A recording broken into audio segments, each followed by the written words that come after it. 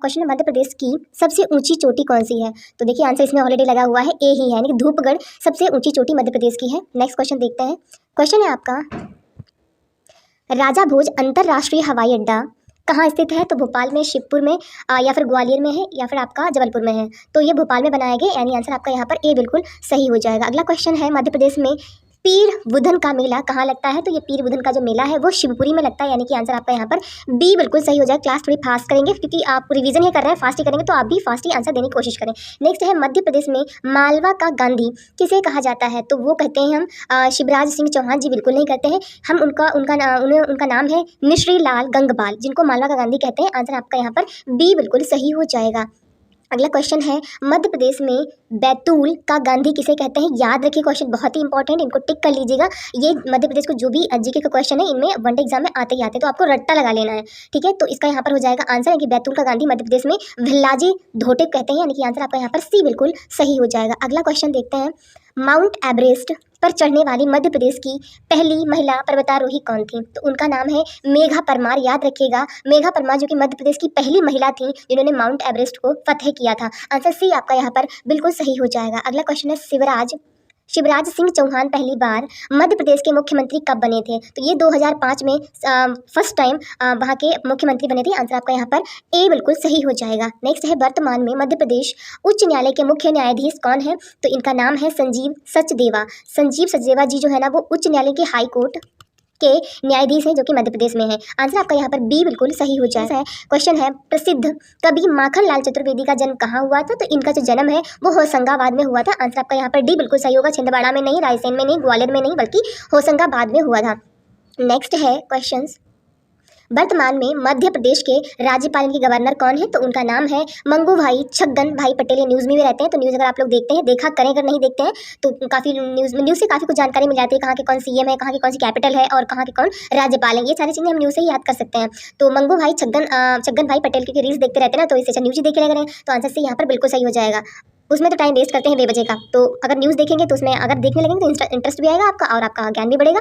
तो न्यूज़ देखा करेंगे मेरे हिसाब से। अगला क्वेश्चन है, किशोर कुमार का जन्म मध्य प्रदेश के किस जिले में हुआ था। इंदौर में, जबलपुर में, ग्वालियर में, खंडवा में। तो कहाँ हुआ था किशोर कुमार जी का जन्म, इनका जन्म हुआ था खंडवा में। आंसर आपका यहाँ पर डी बिल्कुल सही हो जाएगा। अगला क्वेश्चन है, बचपन बचाओ आंदोलन किस वर्ष शुरू हुआ था। तो ये आपका शुरू हुआ था 1980 में। 1980 में बचपन बचाओ आंदोलन शुरू किया गया था, यानी कि जो मतलब जो बच्चे वगैरह ना वो कारखानों वगैरह में काम पे लगा देते थे, कभी शादी कर देते जल्दी में, तो बचपन बचाओ आंदोलन आया था मध्य प्रदेश में। अच्छा, ये आंदोलन कौन लेके आया था। तो उनका नाम था कैलाश सत्यार्थी इनका नाम था, तो 1980 में आया था। नेक्स्ट क्वेश्चन है, भारत के किस राज्य को टाइगर स्टेट कहा जाता है। तो टाइगर स्टेट मैंने कल बताया, इसको बाघ का राज्य भी कहते हैं।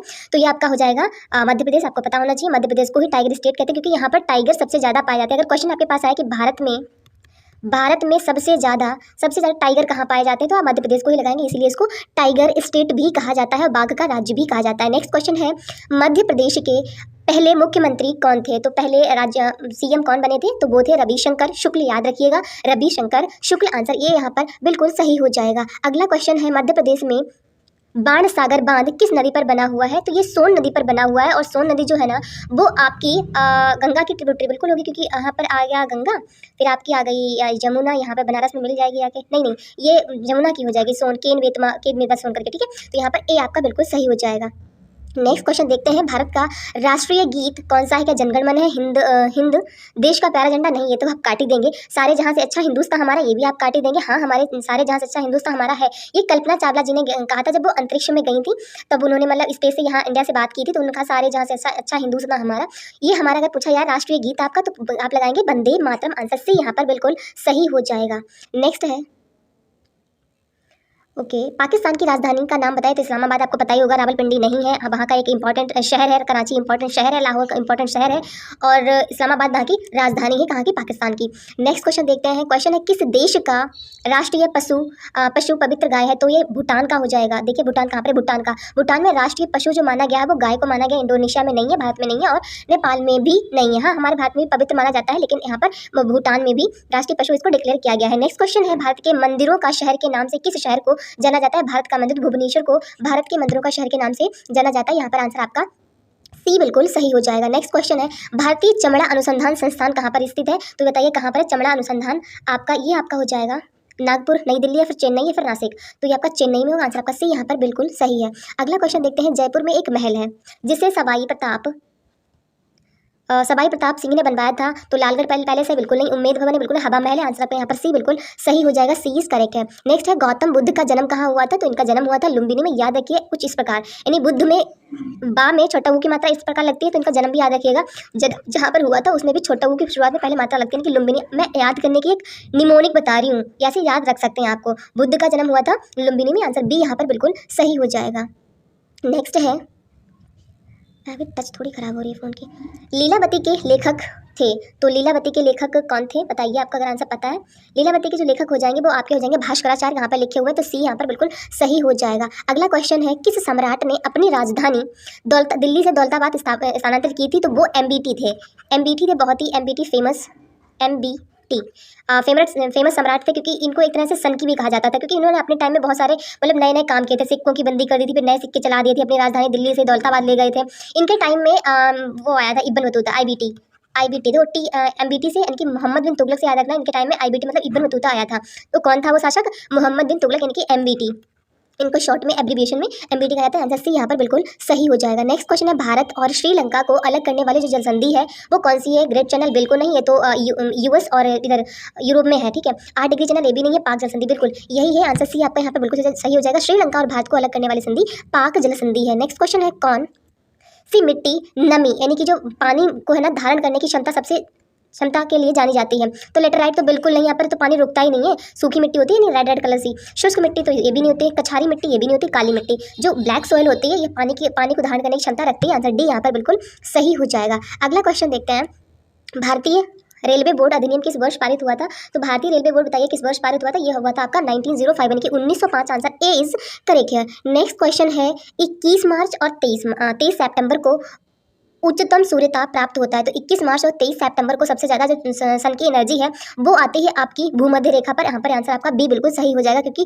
विषुवत रेखा पर, इसको भूमध्य रेखा विषुवत रेखा एक ही बात है, तो वहाँ पर सीधी रेखा में आती है। मेरी टच फोन की खराब हो रही है। राज्यसभा का सर्वप्रथम गठन किस वर्ष हुआ था, तो राज्यसभा का सबसे पहले गठन कब हुआ था, ये हुआ था आपका 1952 में, याद रखिएगा, आंसर बी बिल्कुल सही हो जाएगा, बी इज करेक्ट है। नेक्स्ट क्वेश्चन है, भारतीय संसद का उच्च सदन किसे कहते हैं, तो वो है राज्यसभा, कहाँ पर लिखा हुआ, राज्यसभा को उच्च सदन कहते हैं और लोकसभा को निम्न सदन कहते हैं, आंसर आपका यहाँ पर बी बिल्कुल सही हो जाएगा। अगला देखते हैं, प्रथम पंचवर्षीय योजना का मुख्य ध्यान किस पर था, तो कृषि पर था, याद रखिएगा, सबसे जो पहले हमारी पंचवर्षीय योजना आई थी उसका जो मेन फोकस था वो एग्रीकल्चर पर ही था, आंसर ए यहाँ पर बिल्कुल सही है। नेक्स्ट है, राष्ट्रीय रासायनिक प्रयोगशाला कहाँ पर स्थित है, तो बताइए कहाँ पर है राष्ट्रीय रासायनिक प्रयोगशाला, ये आपकी पुणे में स्थित है, याद रखिए, आंसर डी आपका बिल्कुल सही हो जाएगा, राष्ट्रीय रासायनिक प्रयोगशाला पुणे। नेक्स्ट है, निम्नलिखित में से किस सूक्ष्म जीव को सजीव और निर्जीव के बीच की कड़ी माना जाता है, तो आपका कवक नहीं होगा, जीवाणु तो बिल्कुल नहीं होगा, शैवाल भी नहीं होगा, देखिए यहाँ पर शैवाल नहीं है, ये आपका वायरस यानी कि विषाणु है। जो विषाणु होते हैं ना, ये क्या होते हैं, डेड फॉर्म में होते हैं, ये हमेशा आपको डेड फॉर्म में मिलेंगे, डेड फॉर्म में मतलब मृतक रूप में होते हैं, लेकिन जैसे इन्हें कोई जीवित होस्ट मिलता है,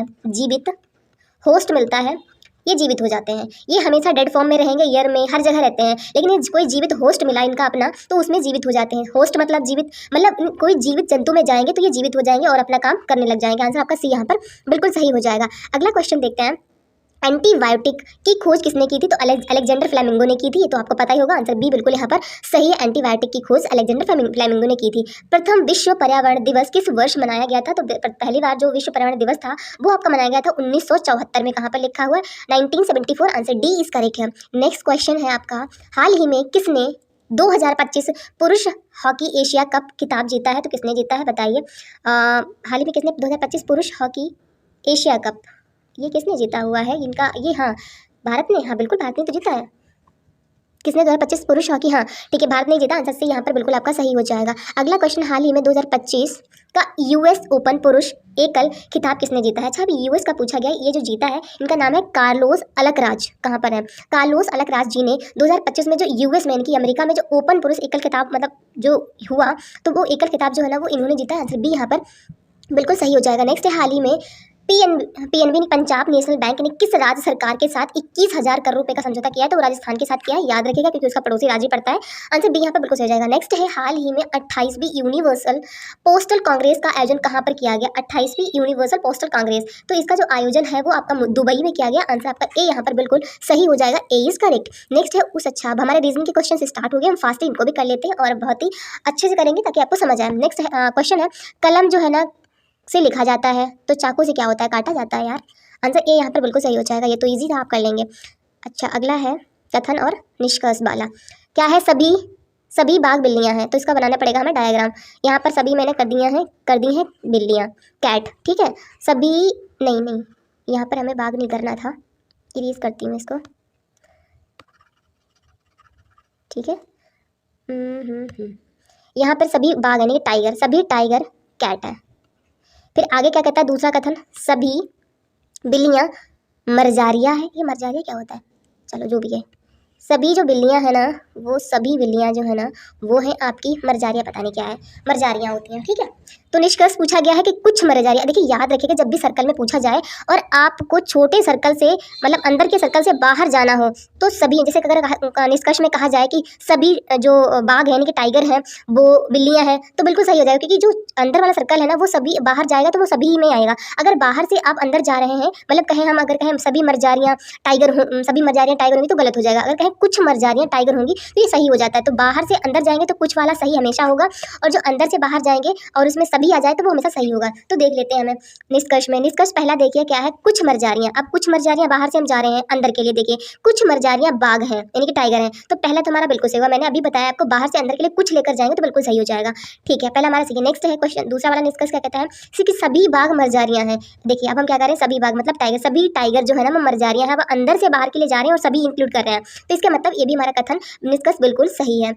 नेक्स्ट है तीसरा वाला निष्कर्ष क्या कहता है, कुछ मरजारियां बिल्लियां हैं। फिर हम कुछ कर रहे हैं और मरजारियों से हम अंदर के लिए जा रहे हैं, इनकी मरजारियां बिल्लियां हैं, इनकी कैट है, तो ये भी हमारा सही होगा। तीनों निष्कर्ष इसमें सही है। देखिए ऑप्शन कौन सा है, सभी निष्कर्ष पहला दूसरा तीसरा कथन सही है, तो यहाँ पर बिल्कुल हमारा पहला सही हो जाएगा। मुझे उम्मीद है आपको अच्छे समझ आया होगा। अगर नहीं समझ आया तो आप स्क्रीन को पॉज करें और खुद अपने आप ट्राई करें, कोशिश करें लगाने के लिए, और नहीं समझ आए फिर इसको देखें कि मैंने कैसे किया है। क्वेश्चन अगला है, उस विकल्प का चयन करें जो सही रूप में रिक्त स्थान को भरता है, ठीक है।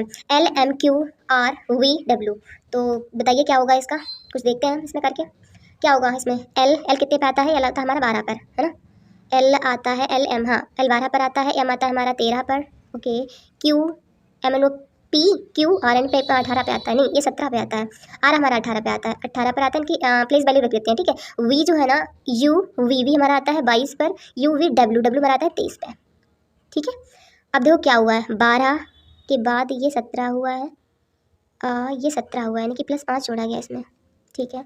यहाँ +5 जोड़ा गया है, फिर क्यू से जब हम आप 22 पे आए हैं, यानी 17 और +5 करेंगे तब भी 22 होगा, ओहो ठीक है। 5 ऐड हो रहे हैं, देखिए जब एल में यानी कि एल में आप 5 जोड़ेंगे तो क्यू पर पहुंच जाएंगे, क्यू में अगर 5 जोड़ेंगे तो बी पे पहुंच जाएंगे। अगर बी में 5 जोड़ते हैं तो कितना हो जाएगा, वी में 5 जोड़े तो वी देखो वी के बाद WX/Z हो गया, फिर बाद में क्या आएगा लास्ट में, Z तो हो गया 4 तक, फिर आएगा हमारा फिर से ए स्टार्ट हो जाएगा, इसका मतलब हमारा ए आने वाला है, ठीक है। ए आ जाएगा। एम में देखो, एम में अगर मैं आर आता है, एम 13 पर है और 18 पर है, इसके मतलब एम में कितना जोड़ा, में 2 और 3 5, हाँ 5 इसमें भी जोड़ा है। एम में अगर 5 जोड़ेंगे तो आर आ जाएगा, आर में अगर 5 जोड़ेंगे तो डब्ल्यू आ जाएगा, डब्ल्यू में अगर 5 जोड़ेंगे तो कितना आ जाएगा बताओ, WX/Z AB, हाँ तो बी आएगा इसका, तो इसका मतलब इसका आंसर ए बी आना चाहिए, हाँ बिल्कुल सही है। आंसर सी इज करेक्ट है। आप देख पा रहे हैं, और अच्छे से स्क्रीन को पॉज करें, क्वेश्चन को पढ़ें, फिर अपने आप को करने की कोशिश करें, आपको समझ आ जाएगा। अगला क्वेश्चन है, उस विकल्प का चयन करें जो तीसरे पद से उसी प्रकार संबंधित, अच्छा ठीक है, ये जो है ना इसे रिलेट करता है, तो नेक्स्ट वाला किससे रिलेट करेगा, ओके। यहाँ पे देखिए TSQJHG, यहाँ पे मैं प्लेस वैल्यू रख लेती हूँ। यहाँ पर ये जो टी है ना, अच्छा मुझे कुछ चीज़ दिख रही है, यहाँ पे देखिए ये कुछ मैच कर रहा है, हाई स्कूल। जो एस जो है ना इसका ऑपोजिट होता है एच, क्यू का ऑपोजिट होता है जे, और टी का ऑपोजिट होता है जी। अगर आपको ऑपोजिट नंबर नहीं याद है तो रट लीजिएगा, याद कर लीजिएगा, ठीक है। इनकी भी एक ट्रिक होती है, आप गूगल पे सर्च करके, यूट्यूब पे सर्च करके आराम से याद कर सकते हैं। जो ABCD में ऑपोजिट वर्ड कौन से होते हैं, तो टी मतलब जिसका होता है GT रोड, हाई स्कूल, जे के इनकी जेब कतरा वगैरह करके ऐसे कुछ होता है इनकी ट्रिक, तो इनका तो ऑपोजिट है। इसके मतलब एल का ऑपोजिट क्या होगा, एल का होता है लो यानी कि LO लो, टी का होता है GT रोड, एम का होता है N, इसका मतलब हो जाएगा OGNOG, नहीं यहाँ पर उल्टा हो गया, देखो लास्ट वाला यानी कि टी से इससे अपोजिट किया गया ना, तो इसका मतलब टी का एल का लास्ट में आएगा O, टी का जो है ना बीच में आएगा GT, और एम का यहाँ पर आएगा, एम का हो जाएगा NGO हो जाएगा इसका। ए इज करेक्ट है, ए बिल्कुल यहाँ पर सही हो जाएगा। नेक्स्ट है उस विकल्प का चयन करें जो तीसरे पद से अच्छा, मतलब टेलीफोन संचार से रिलेट करता है तो रेडियो किससे रिलेट करेगा। ओके देखिए टेलीफोन जो है ना वो एक कम्युनिकेशन इससे होती है, ठीक है, यहाँ पे सही लिखा है। इसको हिंदी में संचार ही कहते हैं। टेलीफोन से संचार किया जाता है तो रेडियो से क्या कहते हैं, रेडियो से कहते हैं ना प्रसार भारती न्यूज शुरू हो गई है, ऐसे बोलते हैं ना रेडियो पर, प्रसारण शुरू हो गया है तो प्रसारण होता है यहाँ पर देखो ऑप्शन में लिखा है प्रसारण। आंसर बी आपका है बिल्कुल। कहानियाँ सुनाई जाती हैं जी बिल्कुल नहीं, कला होती है बिल्कुल नहीं, रेडियो में तो प्रसारण होता है ना, तो बी बिल्कुल सही हो जाएगा आपका। अगला क्वेश्चन है 4 अक्षर समूह दिए गए हैं जिनमें से 3 किसी प्रकार समान है और इनमें से एक जो है ना वो विषम है यानी कि अलग है, तो हम अलग जो है ना वो ढूंढना है। LMNOP। यहाँ पर देखिए आप, एक का गैप हो रहा है, एल के बाद एम आता है ना, एम के बाद फिर एन आ गया, एम के बाद एन, एन के बाद ओ आता है, फिर पी आ गया, एक का गैप हो रहा है यानी कि 1 गैप हो रहा है, एक का गैप हो रहा है। एक का इसमें देखिए बाई जेड ए आता है, A B C बिल्कुल सही है, ये भी एक का गैप है। RSTU ये नहीं हो रहा है। CDE आता है, ई के बाद EF आता है, एफ नहीं है तो जी है बिल्कुल सही है। यहाँ पर आपका सी बिल्कुल सही है क्योंकि एक का गैप सिर्फ इसमें नहीं है बाकी सभी में है। अगला क्वेश्चन है, क्वेश्चन आपका कुछ इस प्रकार है, देखते हैं। इन्होंने कुछ रिक्त स्थान दिया हुआ है यानी कि 1024-1600 2000 2500 3125, तो यहाँ पर क्या आएगा, तो इसको भी हम छोड़ देते हैं, इधर वाले हिस्से को पहले हम इसको देख लेते हैं, जो इसमें सीरीज बन रही होगी पीछे हम वही उसमें लगा देंगे। तो 1600 से 2000 कैसे हुआ, 2000 से 2500 कैसे हुआ, 2500 से 3125 कैसे हुआ। अच्छा अगर मैंने 1600 को मल्टीप्लाई इसके 1.25 से कर दिया, 1.25 से कर दिया तो कितना हो जाएगा, 0 से 0 अगर मैं काट दूंगी तो ये हो जाएगा आपका 16 पंचे 80, 16 दूनी 32 और 8 40, 16 एकन 16 और 4 20 मिल गई सीरीज़।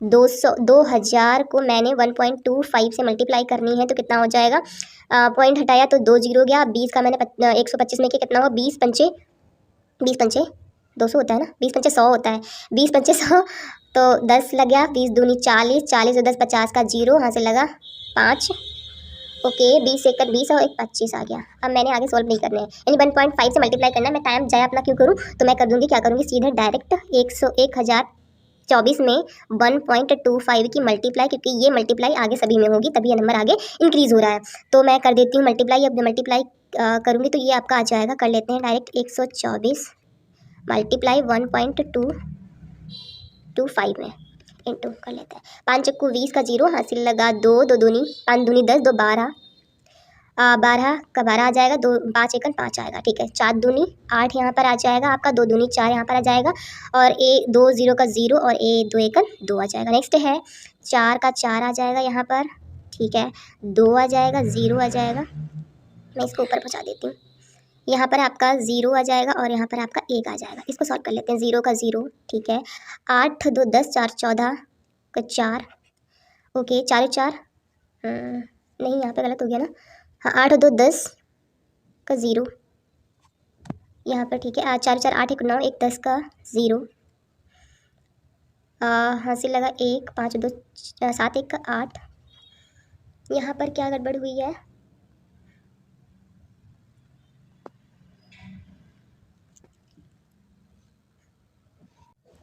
यहाँ पर आपका हो जाएगा 0 का 0 आ गया, 8 2 10, अच्छा यहाँ पर 0 आएगा ना, और ये इसकी इसमें है 4 4 8 1 9 1 10 का 0 हासिल लगा फिर से 1, यहाँ पर 5 2 6 1 7 1 8 यहाँ पर, ठीक है, 2 का 2 2 आ जाएगा और 1 का 1, तो 0 कितने के बाद है, 2 के बाद है, तो 2 के बाद 0 लगा देना है, तो कितना हमारा आ जाएगा, ये वाला हमारे पास आ जाएगा, ठीक है। नहीं 1280 कहाँ पर लिखा है, देखो नहीं लिखा है, हाँ बिल्कुल लिखा है। आंसर हमारा हो जाएगा आपका डी यहाँ पर, बिल्कुल सही, आप सॉल्व कर लेना और कैलकुलेशन भी।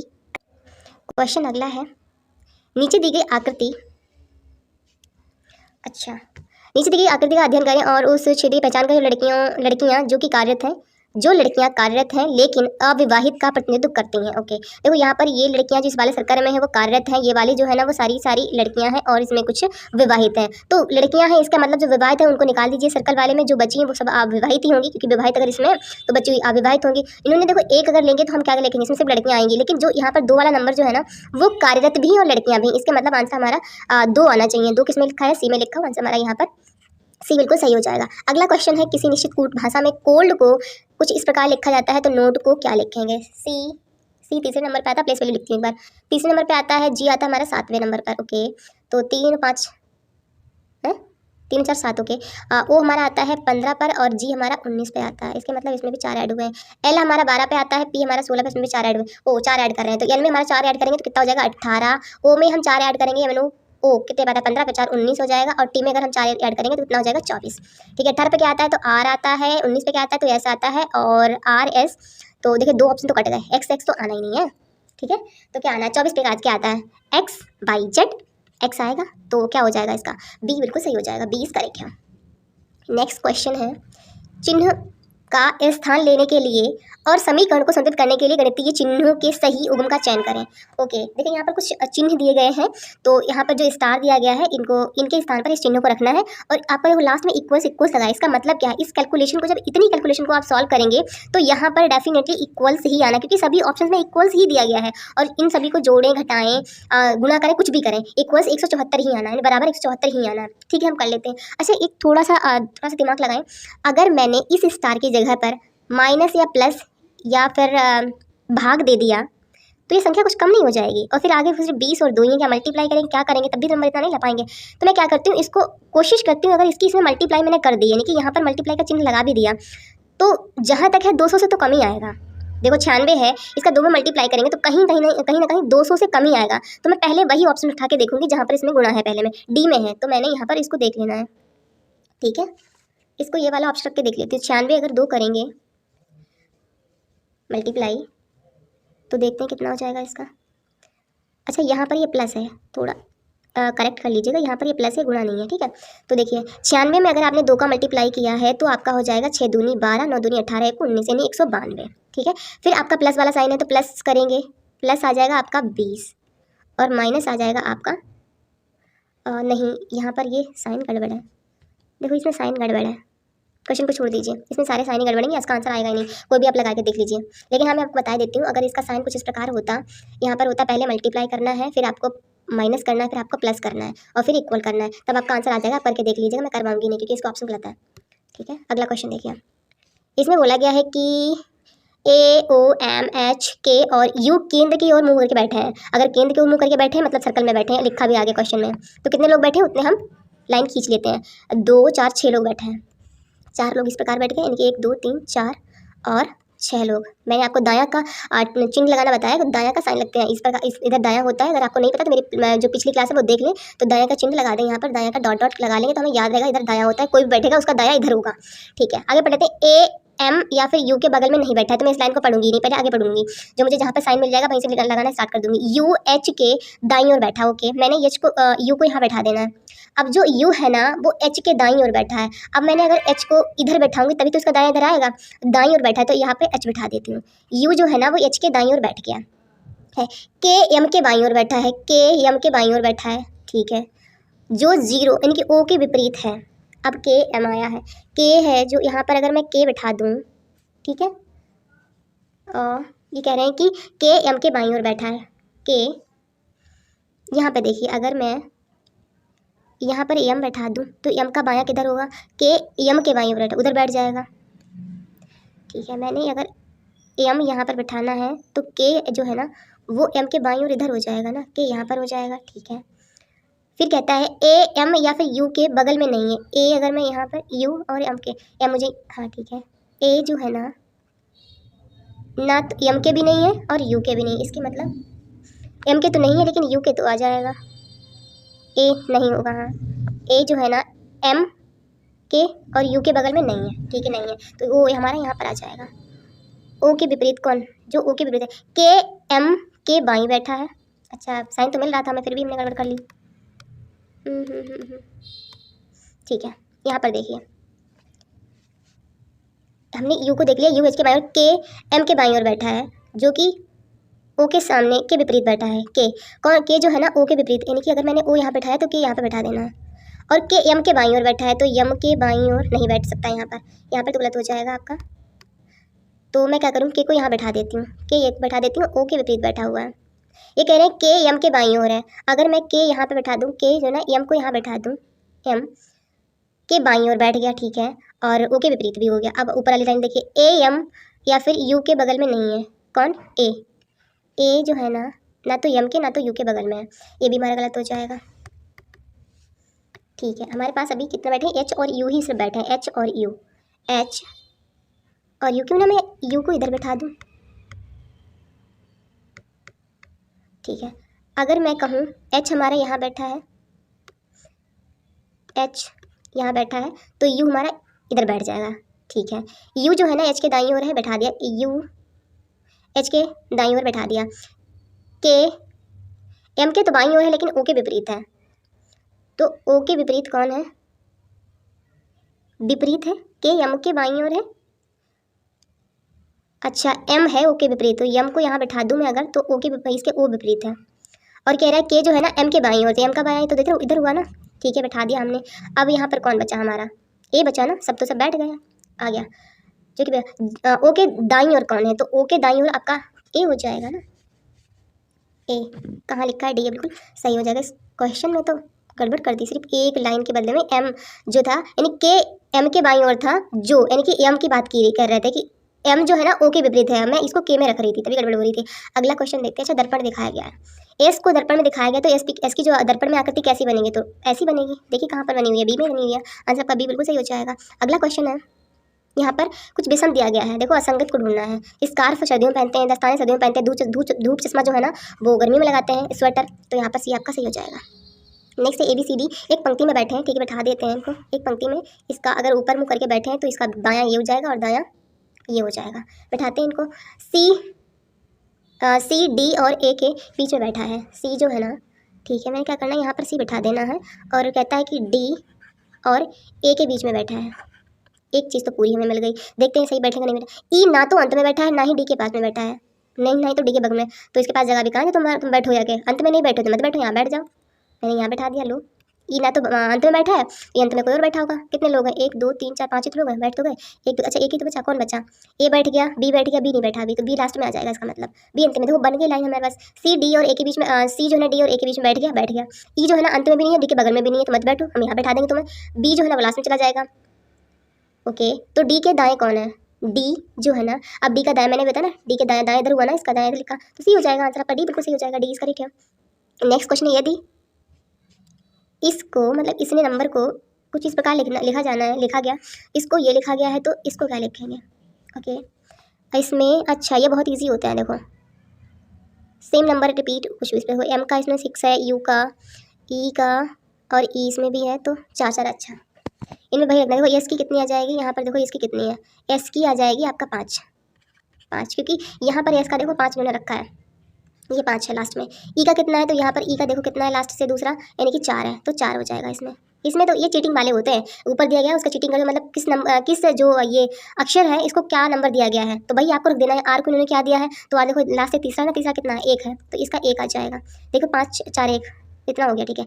आर के बाद बी का कितना है, तो बी का आपका हो जाएगा 6, ठीक है। ई कितना है, तो ई का हो जाएगा आपका, ई है आपका 4, और आर पे कितना है, फिर 6 है, कितना 54 16 40 54 आपका। अच्छा, आर के बाद बी का कितना था, बी का आपका 6 था, कितना है, ये रहा ना, आर का 1 है, यहाँ पे लास्ट में 1 आएगा, ठीक है। तो आंसर आपका जगह बी बिल्कुल यहाँ पर सही। अगला क्वेश्चन देखते हैं, इसको सॉल्व करना है, तो आपको पता है इसमें बोर्ड मास का नियम लगेगा, नहीं पहले ब्रैकेट हटाना है, बोर्ड मास, कोई ओड मास मत समझ लीजिएगा, ठीक है। तो बोर्ड मास में पहले ब्रैकेट हटाना होता है, फिर ऑफ हटाना होता है, फिर डिवाइड करना होता है, मल्टीप्लाई करना होता है, अबस्ट्रैक्ट करना हो, सबस्ट्रैक्ट करना होता है। अबस्ट्रैक्ट मतलब माइनस प्लस, एंड सबस्ट्रैक्ट मतलब माइनस करना होता है, ठीक है। तो पहले हम ब्रैकेट हटाएंगे, ब्रैकेट हमें कहाँ दिख रहा है, तो इसमें दिख रहा है, तो इसको हटा देंगे, 3 3 9 आ जाएगा, यानी कि 3 3 9। अब लिख लेते हैं 64 डिवाइड बाई 2 इंटू, नहीं ऐसा नहीं लिखेंगे क्योंकि पहले ब्रैकेट हटाना है, तो हम लिखेंगे 64 2 इंटू 3 आ गया ना, 3 डिवाइड बाई 9 और माइनस 32, काट दीजिए, 3 से 3 3 9 हो गया, और 3 3 9, ये तो कहानी चैप्टर कहते हैं ना, चैप्टर फिनिश।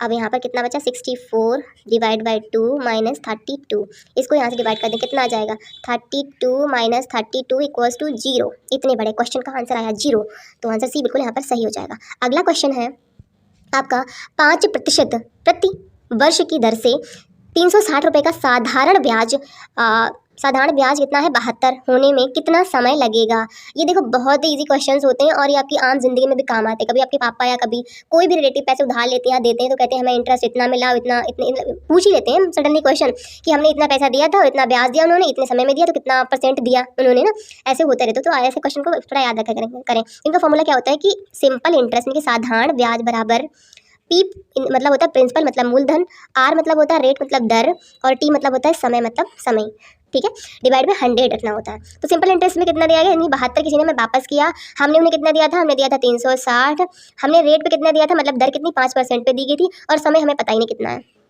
ठीक है, कितना लगा, किसी ने हमें इतना ब्याज दिया आके, हमने इतना रुपया दिया था और हमने पहले तय किया था कि हम इतने प्रतिशत ब्याज पर मतलब आपको पैसा दे रहे हैं। अब उन्होंने हमें इतना इंटरेस्ट दे दिया आकर, यानी कि सिंपल इंटरेस्ट दिया गया, तो उन्होंने कितने टाइम बाद दिया है, तो देखते हैं, सॉल्व कर लेते हैं। तो देखो हमारी इक्वेशन बन गई, इसको इधर लाएंगे तो कितना हो जाएगा 7200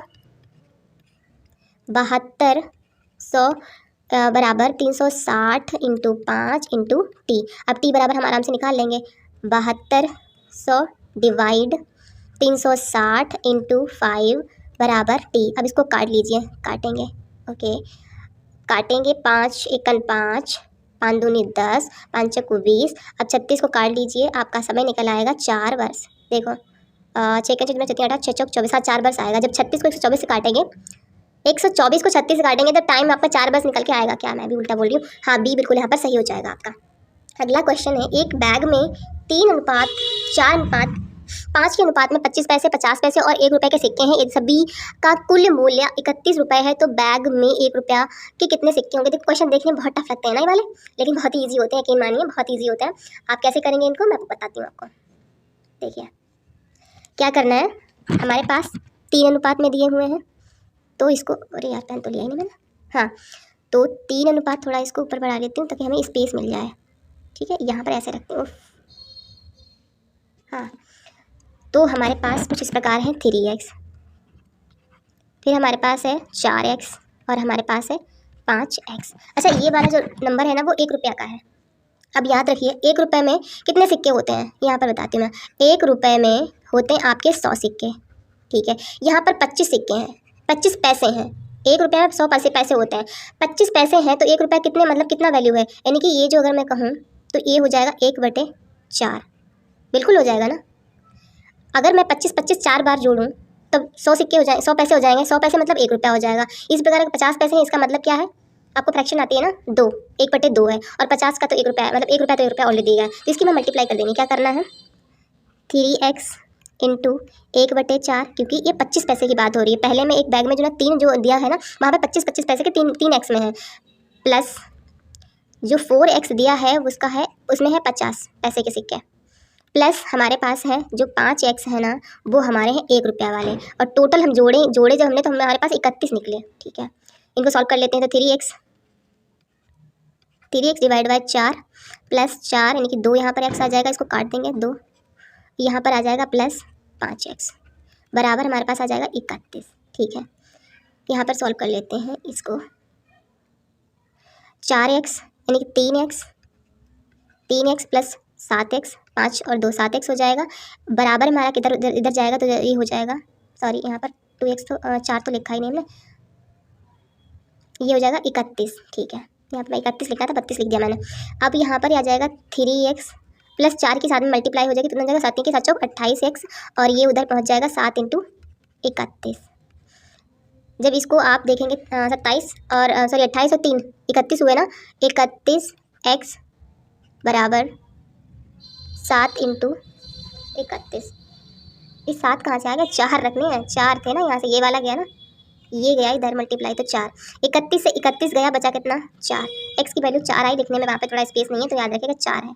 अच्छा, पूछा क्या 1 रुपये कितने सिक्के थे, x की वैल्यू 4 है, और ये देखिए 5x था, तो 5x में 5x यानी कि 5 इंटू 4, 5 चक्कू 20, यहाँ पर आपका जाएगा 20, यानी कि 1 रुपये के जो थे ना वो 20 सिक्के थे, बी बिल्कुल सही हो जाएगा। नेक्स्ट है 400 मीटर लंबी एक ट्रेन 20 सेकेंड में एक पोल से गुजरती है, ट्रेन की गति क्या है? ओके, देखो पोल की कोई वो नहीं होती, मतलब अगर कोई पोल खड़ा है तो कितनी दूरी कवर करेगा, बिल्कुल नहीं। अगर कोई पुल होता तो ये दूरी कवर भी करता, कोई रोड होता दूरी कवर भी करता, अब वो पोल क्या दूरी कवर करे, कुछ नहीं। तो ट्रेन की अपनी लंबाई हो जाएगी, यहाँ पर कितनी हमारे पास लंबाई मतलब डिस्टेंस कितना हो जाएगा 400 मीटर, टाइम कितना हो जाएगा हमारे पास 20 सेकेंड हमें निकालना है। हम निकाल लेते हैं पहले चाल, स्पीड कितनी है, चाल बराबर दूरी बटे समय होता है, ये हो जाएगा आपका 20 दूनी 40, 20 सेकेंड था ना, 400 मीटर लंबी एक ट्रेन, हाँ ठीक है। चाल बराबर दूरी बटे समय आपका हो जाएगा 400 मीटर ट्रेन है 20 सेकेंड में पार करती है, 0 से 0 गया 20 मीटर पर सेकंड उसकी स्पीड है। अब ये कह रहे हैं ट्रेन की स्पीड जो है ना वो 20 मीटर पर सेकंड स्पीड तो आगे में यही पूछा गया था, लेकिन यहाँ पे किलोमीटर पर आवर में है। अब हम मीटर पर सेकंड को किलोमीटर पर आवर में कैसे चेंज करेंगे, तो हमें 18/5 करना पड़ेगा। जब हम मीटर प्रति सेकंड को किलोमीटर में चेंज करते हैं तो 18/5 से मल्टीप्लाई कर देते हैं, तो इसको कर लेते हैं 5 चक्कू 20 और 18 चक्कू 72 होता है, तो आपका 72 किलोमीटर पर आवर आ जाएगा। आंसर आपका बी यहाँ पर बिल्कुल सही है। नेक्स्ट क्वेश्चन है 27 वस्तुओं की लागत मूल्य यानी कॉस्ट प्राइस। 27 इसको ऐसे सॉल्व करते हैं, 27 वस्तुओं के कॉस्ट प्राइस जो है ना वो 18 वस्तुओं के एसपी यानी कि सेलिंग प्राइस के बराबर है। लाभ प्रतिशत बताइए, तो कैसे निकालते हैं इसको हम कर लेंगे आपस में डिवाइड। अब सीपी जो है ना सीपी डिवाइड में आ जाएगा आपका एसपी और 18 इसका प्रोपोर्शनली डिवाइड करना पड़ेगा हमें, डिवाइड में 27, ठीक है। अब हमेशा याद रखना प्रतिशत किस पे निकलेगा, तो प्रतिशत आपका निकलेगा बताइए कॉस्ट प्राइस पे, तो फॉर्मूला होता है SP minus CP divide CP into 100। CP कितना है तो 18 है और एसपी में से सीपी माइनस करेंगे तो कितना बचेगा 18, 27 माइनस 18 करेंगे तो कितना बचेगा 27 में से 18 यानी कि 18 19 20 7 8 9 बचेगा आपका, मैंने डायरेक्ट कर लिया, ठीक है, इंटू 100। 9 दूनी 18 कट गया और 2 पंचे 10 यानी कि 50%। 50% लाभ हुआ, देख लीजिए आप कहाँ लिखा है, बी में लिखा है, बी इज करेक्ट है। नेक्स्ट क्वेश्चन है देखिए, व्यक्तियों का औसत भार 2.5 kg बढ़ जाता है, ये इंक्रीज हुआ है क्या, एवरेज भार इंक्रीज हुआ है। जब उनमें से 75 kg भार वाले एक व्यक्ति के स्थान पर, अच्छा ये व्यक्ति गया है और नया व्यक्ति आया है, नए व्यक्ति का भार यानी कि वेट कितना वजन पूछा गया है, ठीक है। मैं क्या करती हूँ पहले जो टोटल व्यक्ति थे 8 व्यक्ति हैं यहाँ पर, ये बता तो दिया गया 8 व्यक्तियों का औसत, टोटल व्यक्ति कितने हैं, टोटल पर्सन कितने हैं तो 8 हैं, उनका एवरेज जो है ना मैंने मान लिया है एवरेज है x, तो टोटल नंबर मतलब टोटल भार कितना हो जाएगा, टोटल भार उनका हो जाएगा 8x, यही हो जाएगा ना। लेकिन ये कह रहे हैं कि यहाँ पर देखिए इसको, जो ये 8 व्यक्ति थे टोटल 8 टोटल हो गया, इसमें से 75 जो जिसका वजन था वो निकल गया, लेकिन एक नया आ गया, मैंने उसको 22 मान लिया है, ठीक है। डिवाइड में टोटल व्यक्ति कितने हैं 8 हैं, लेकिन इनका हमें एवरेज निकालना है, तो एवरेज हमने पहले x माना था और जो 75 वाला गया और 22 वाला आया, इस वजह से जो एवरेज है वो 2.5 बढ़ गया, समझ आया आपको।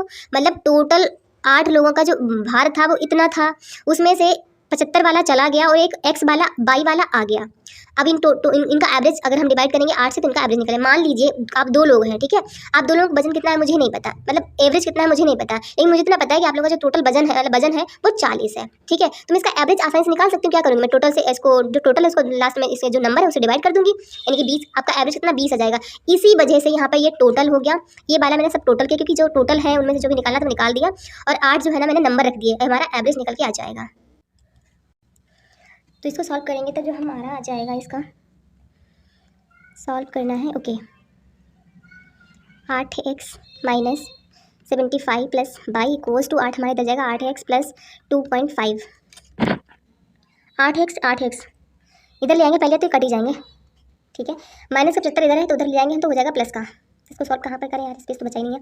देखो 22 बराबर हमारा हो जाएगा 2.5 प्लस, क्योंकि इधर माइनस का 75 था तो प्लस का पहुँच जाएगा, ये आपका हो जाएगा 22 इक्वल्स ये 2.5, अच्छा इसमें मल्टीप्लाई हमने इसको तो की नहीं, हमने 8 की सिर्फ इसमें 8x में कर ली थी, 8x होगी, इसमें तो करनी पड़ेगी। 8 पंचे 40, यहाँ पर आपका 2.5 नहीं आएगा, ये आपका आएगा 8 पंचे 40 का 0, इसका इधर यहाँ पर कर देती हूँ मैं, यानी 2.5 इंटू 8 पंचे 40 का 0, 8 से लगा 4, 8 दूनी 16 4 20, यहाँ पर 20 आएगा, यानी पॉइंट अगर एक के बाद पॉइंट लगाए तो यहाँ पर आपका 20 आ जाएगा।